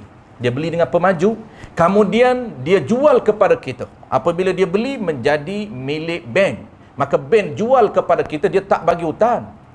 Bukan dia bagi dulu personal loan pada kita, kemudian kita bayar kepada pihak pemaju. Bukan itu cara dia. Itulah yang jadi hutang, yang jadi akad hutang itu. Akad hutang tak boleh lebih. Ini dia tak menggunakan akad hutang, tapi dia guna akad jual beli hutang. Kemudian rumah itu yang harga cash 300k, dia jual secara hutang selama berapa puluh tahun Bayu? 30. Selama 30 tahun. Kadang-kadang mati tak habis lagi hutang, tapi matilah selesailah hutang. Maka dia jual hutang secara hutang 30 tahun dengan keuntungan dia. Berapa keuntungan? Menjadi 500k. 200 contoh saja. 200k itu keuntungan dia. Sebab tu dia tak panggil interest, dia panggil profit. Maka profit itu merujuk kepada keuntungan hasil daripada bank ini dia berjual beli dengan kita. Ya? Dia tetap. Memang dia tetaplah keuntungan. Sebab tu profit dia tinggi. Kita kata, itulah orang guna ayat. Dia kata sama je baik ambil konvensional. Konvensional rendah sikit. Dia kira rendah interest. Dia kata interest rendah. Bank Islam dia kata. Potong, tekak. Dia kata 3.4, 3.7, ada 4%. Baik ambil hak konvensional. Kerana sama sahaja. Sedap juga ustaz pun. Tak sama lah, akad dia beza. Ni akad jual beli. Ni tak ada akad. Cuma tuan-tuan, ni yang selalu kita ingat. Cuma apa yang berlaku di bawah ini, walaupun dah ada panel syariah yang menetapkan akad begini-begininya, tetapi praktikal di bawah ini kadang-kadang tak berlaku. Dia hanya sign agreement saja. Tanya mau akad apa? Tak tahulah. Dia tak tahu akad apa. Itu jadi isunya. Dia kena jelas akad. Pihak kita ni jelas akad. Ni saya ni beli kereta ni akad apa ni dengan pihak bank ni. Dengan pihak bank ni. Dia kata kalau Islamik dia dah ada agreement, dia dah tulis kadang-kadang bai'ul ijarah thummal bai'. Dia tulis. Dia tak nak guna jual beli hutan. Atas dia lah, atas bank tu. Dia kadang-kadang dia tak guna jual beli tan. Dia guna yang kedua, akad keduanya ialah akad ijarah sewa. Tapi lah bayaran terakhir kereta 9 tahun, bayaran yang terakhir, bulan terakhir itu dia akad apa dia? Dia akad jual beli pada kita. Tu dipanggil ijarah thummal bai'. Sewa, kemudian bulan terakhir aku jual. Dia nak berlaku proses pemilikan. Wallahu a'lam. Bolehlah ustaz nak buat loan. Personal loan pun sama. Cuma tengok bank ni dia akan guna akad jual beli pada kita. Online Ya? online Online boleh, tak ada masalah. Cuma kita kena jelas lah, kita berurusan saja online, bayar melalui online. Bayar online tu bulanan, tak kisahlah. Kita bayar online tu, kita niat lah kita bayar hutang, tak apa. Cuma jelas kalau personal loan ni kita jelas. Jelas itu dia ada akad dia nak guna akad apa. Kita hutang 100k tapi kena bayar 120k. Kalau Islamic Bank, bank Islam ni dia akan menjual kepada kita. Dia akan ambil satu benda produk, dia jual pada kita dengan harga 120. Dia ada lah. Itu tengok kita deal dengan dia. Apa yang dia jual. Dia akan ada akad jual beli. Kalau bank Islam dan bank-bank lain lah yang mengamalkan perbankan Islam. Wallah. Dari segi milikan bank ke milikan kita? Baik ijarah. Ijarah ini baik ijarah thummal baik. Last sekali dia panggil, bahasa kita dia panggil apa? Dia panggil konsep sewa berakhir dengan pemilikan. Dia sewa ni, ingat, sewa ni dia konsep sewa dia panggil milik benefit, kita tak milik fizikal. Kita hanya milik, sebab itu apabila kita tak bayar 3 bulan dia tarik, maka tak haram dia tarik. Sebab tu kita kena clear dia punya akad. Sebab apa tak haram? Sebab apabila akad sewa ini bukan kereta fizikal, bukan milik kita lagi. 9 tahun last bulan terakhir baru milik kita. Jadi milik kita hanya benefit kereta. Kita boleh naik kerana kita sewa sebulan. Contohlah, bulanan kereta kena bayar berapa ke bank? Kena bayar 1,200. Maka sewa kereta itu 1,200. Fizikal kereta itu pada dasarnya syaratnya fizikal kereta bukan milik kita lagi. Benefit saja, manfaat kereta milik kita. Tetapi ingat, summa dia akan kemudian dia akan berakhir dengan pemilikan. Bila nak menjadi milik kita? Sebab bank ni dia nak pindah milik. Pindah milik kita bulan terakhir. Maka bulan terakhir kita bayar, niat dia tak akan sewa lagi. Kita dah buat dalam agreement, bulan terakhir kita akad jual beli. Allahu a'lam. Okey. Lagu mana pula kita pilih untuk langsai? Lagi jimat. Maka kita pilih untuk langsai, boleh. Cuma akad apa dia? Biasa setiap bulan kita akad sewa. Maka bank akan guna terma. Dia ada agreement dia, dalam agreement. Apabila kita nak guna langsai, maka contohlah kita dah guna 7 tahun. Dia bank dengan bank 9 tahun. Kita dalam masa 7 tahun kita nak langsai. Maka 2 tahun terakhir itu totalkan berapa? Totalkan 2 tahun terakhir, contoh kita kena bayar lebih kurang 20k. Maka 20k langsai itu, maka akad yang terakhir itu akad jual beli. Maka langsai itu 20k. Dia jual kereta kita, nilai dia harga 20k. Sebelum ni sewa. Kenapa dia akad begini, tuan-tuan? Ingat konsep asas dia, kerana dia nak mengesahkan pemilikan. Dia nak bagi sah kita milik. Akad sewa, apabila ada akad dan kita ikut follow dia punya term dia, maka sah kita guna harta milik bank itu sah. Kenapa? Bank pindah milik dengan sewa. Tak menjadi haram kita guna. Dia nak mengelakkan daripada haram. Itu tujuan dia menggubal akad muamalat di dalam Islam. Itu saja. Kenapa kita penilah sah akad ijarah, sah akad ni kenapa tukar-tukar? Kerana dia nak memudahkan. Asal dia tujuan dia untuk nak mengesahkan kita guna harta itu. Sebab itu kita dalam kehidupan seharian pun kita kena ada jelas akad. Akad jual beli ke, kita nak akad hutang ke, nak akad pinjam, bagi jelas. Nak bagi kawan-kawan kita ni nak pinjam ke, nak bagi hutang kat dia. Baik, nak pinjam pen. Nak bagi pen ni, nak pinjam ke nak hutang? Kena jelas. Ustaz saya bagi pinjam. Apabila pinjam kena hantar balik. Dan ada benda yang boleh dipinjam, ada benda yang haram. Maka kalaulah tengok benda, benda ni tak boleh pinjam Ustaz, saya kena bagi heboh kat Ustaz. Pen tidak dibenarkan pinjam. Lepas tu bagi heboh. Lepas tu bagi heboh, jadi hak dia, hak dia. Dia heboh lah balik kesian ke Pak A. Ada beberapa benda yang kita akan belajar dalam bab pinjam. Bab pinjam ni dia seronok sebab dia sangat praktikal dengan kehidupan kita, pinjam meminjam. Dia ada benda-benda yang tidak dibenarkan oleh syarak untuk pinjam. Kalau nak juga kena heboh. Jadi pindah milik. Syarak ni dia sangat ketat. Nak guna boleh, tapi guna ikut peraturan. Dah peraturan digubah, pilih saja. Nak heboh ke nak pinjam ke. Ada beberapa benda yang kita akan bahas akan datang. Ada benda yang tidak dibenarkan pinjam. Boleh, tapi dia kena gubah balik. Dia kena ikat balik. Lepas tu isu dulu moratorium ni, Bank Islam dia KV sekejap.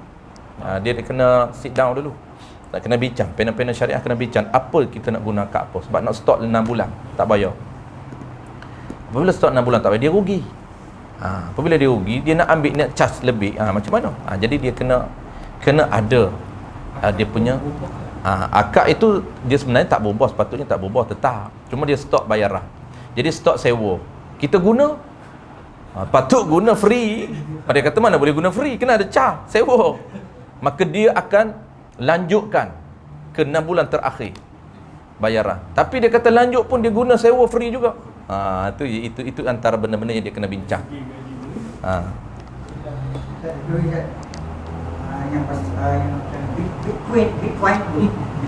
Bitcoin.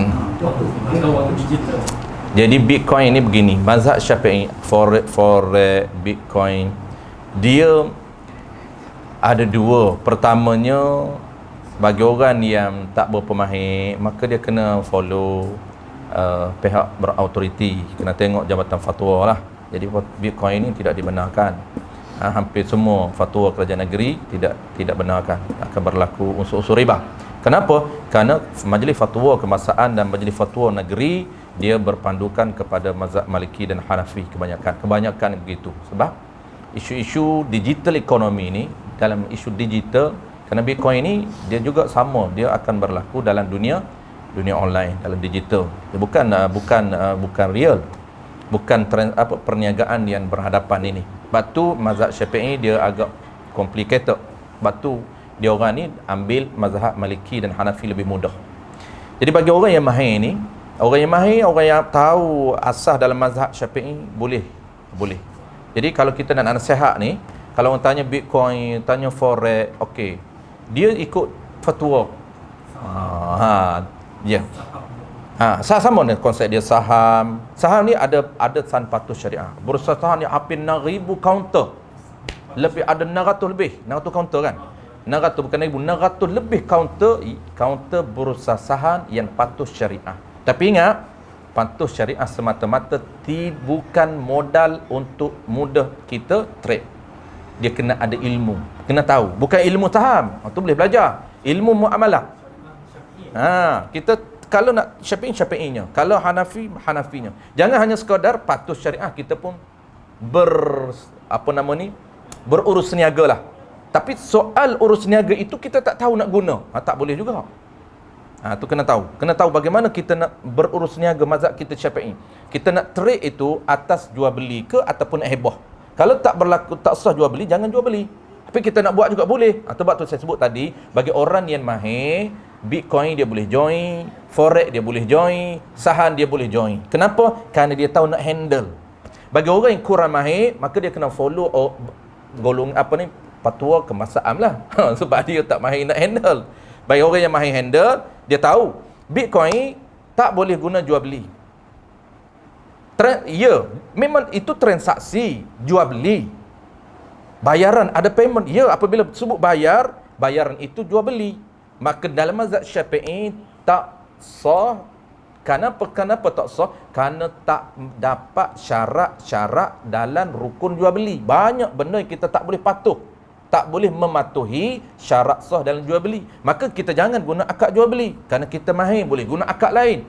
Akad apa yang paling popular mazhab Syafi'i? Kita boleh guna akad heboh. Mata saham, contoh saham. Kita nak ambil satu unit saham. Ikutlah kaunter mana, pergilah kaunter mana, tuan-tuan tahulah, saya tak main saham. Ustaz Skandar dia main saham lah.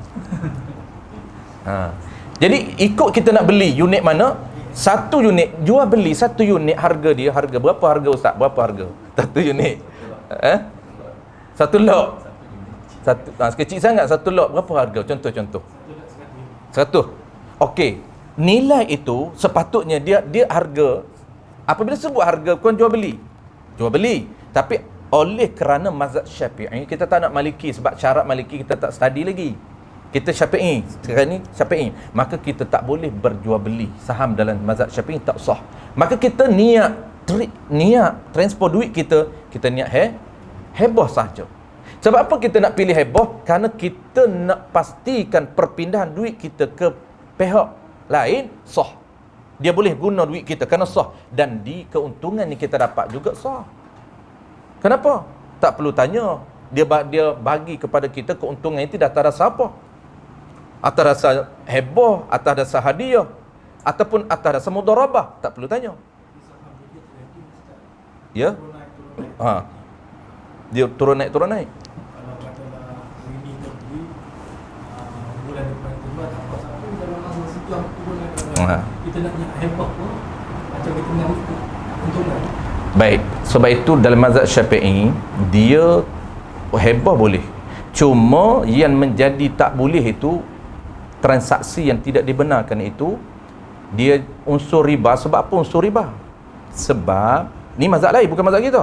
Sebab kenapa jadi unsur riba? Kerana duit itu, nilai itu menjadi item ribawi dalam mazhab lain. Nilai, bukan duit saja. Mazhab lain dia bukan duit saja. Asalkan benda itu ada nilai, maka tidak dibenarkan. Dia akan ada unsur-unsur ketidakjelasan berlaku dalam saham. Iaitu yang mazhab lain tak boleh. Mazhab Syafi'i pun nak boleh pun kena tahu. Sebab kita nak bagi sah saja, kita pindah duit kita, bagi sah. Kalau heboh sah. Tu je. Tapi untuk orang yang ahli ilmu sahaja. Kalau orang yang tak faham, kita kena tutup terus lah. Tak boleh lah. Kalau orang yang boleh handle ni, boleh lah. Sebab dia agak complicated. Wallahu a'lam. Kena study saham lah Ustaz. Tipu saham banyak sekarang ni. Heboh ni dia tak terkumpul pada satu pihak lah. Betul. Penjual pun boleh, pembeli pun boleh. Boleh. Dua-dua tahu. Dia heboh ni mazhab kita dia agak ringan sedikit. Banyak tempat yang kita boleh guna heboh. Dia heboh ni syarat dalam mazhab Syafi'i dia tak terlampau ketat, tak sama dengan tajuk lain, tak sama dengan akad jual beli ketat. Mudharabah ketat. Heboh yang paling ringan sedikit, mudah. Heboh ni kita heboh tak syarat orang terus ambil. Kita letak situ sah heboh. Tak syarat orang ambil. Ini yang berlaku dalam ada, ini yang tak boleh berlaku dalam akad lain. Akad jual beli dia kena ada pertukaran. Tak boleh letak orang lain tak qobat, tak boleh jual beli. Tapi heboh boleh. Contoh kita letak barang. Kita heboh saja letak barang kepada siapa pun ambil. Kita heboh siapa nak ambil letak sini. Maka kita letak hari ni, besok baru orang ambil. Sah ke tidak dia ambil besok baru ambil? Sah. Tapi kita niat heboh. Inilah salah satu yang kita boleh guna pakai. Apabila nak guna pakai akad jual beli tak sah. Seperti mana akad heboh air yang berada dalam mesin. Maka selain daripada heboh bisawab, akad heboh paling simple. Heboh bisawab, akad heboh paling simple. Dia letak barang tu dan kita bagi kepada dia. Kita ambil barang dalam mesin, kita jangan ambil tanpa ada angkap, tak sah. Ambil barang orang tanpa ada angkap apa. Kita bagi duit tapi bagi itu tidak ada akad apa. Itu yang salah tu. Itu yang salah tanpa ada akad. Bukan soal bagi. Ya, bagi tu pindah milik mesti melalui mana akad. Kerana ini dia punya prosedur syarak. Maka kita letak duit dalam mesin tu, apa niat kita? Apa yang kita pilih niat? Untuk mengesahkan owner tu ambil. Maka kita boleh pilih heboh bisawab, kita boleh pilih heboh paling mudah mazhab kita. Kita letak heboh. Kita letak duit kita, kita tengok nilai satu botol air RM1. Kita pun letak heboh kepada dia RM1. Kalau ambil saja tanpa heboh memang tak boleh lah. Sebab dia ada dia panggil qarinah. Dia qarinah suruh bayar. Cuma kita nak bayar jual beli tak boleh. Kerana dalam mazhab kita tidak sah berlaku tanpa ada orang. Dia kena rukun jual beli ada 5. Yang pertamanya mesti ada orang menjual. Maka mesin dia tidak boleh menepati orang. Melainkan mazhab Hanafi boleh. Tu yang duduk kelas tu. Mazhab Hanafi boleh. Yang ni yang menjadi dia tak nampak di mana tempat perbezaan. Dia kata boleh. Kenapa ustaz ni dia kata tak boleh ni? Penin orang ni dia kata. Sedangkan boleh. Dia duk ambil pendapat Hanafi. Sedangkan tanya ustaz mazhab mana? Saya pun Syafi'i. Dia jawab dia Syafi'i. Ini yang pening tu. Dia Syafi'i, dia ambil Hanafi. Dia kata ustaz kenapa rigid sangat? Sedangkan ini pak mazhab boleh ditukar-tukarkan. Iya, betul. Boleh ditukar-tukarkan. Tetapi kena clear. Orang kampung kita dia tak akan tahu ini mazhab Hanafi. Kita kata boleh buat, maka dia buat. Dia sangkakan mazhab Syafi'i. Itu yang salah tu. Lepas tu kita kena clearkan. Maka mazhab Syafi'i, kita nak ajar orang kampung, kita kena ikut mazhab dia. Orang kampung kita mazhab Syafi'i. Maka mazhab Syafi'i tidak boleh. Kerana mazhab Syafi'i, mesin tidak boleh menepati penjual. Tapi Maliki boleh. Kerana Maliki mengatakan mesin itu menepati penjual. Itu tempat-tempat berbeza. Maka kita mazhab Syafi'i, mesin kita letak duit tu niat heboh. Wallahu a'lam. Bismillahirrahmanirrahim. Alhamdulillahirabbil alamin. Wassalatu wassalamu ala asyrafil anbiya'i wal mursalin wa ala alihi wa ashabihi ajma'in. Allahumma faqihna fid din wa 'allimna ta'wil waj'alna minal ulama'il 'amilin waj'alna minal mukhlisin wa sallallahu ala sayyidina Muhammadin wa ala alihi wa baraka wa sallam. Walhamdulillahi rabbil alamin.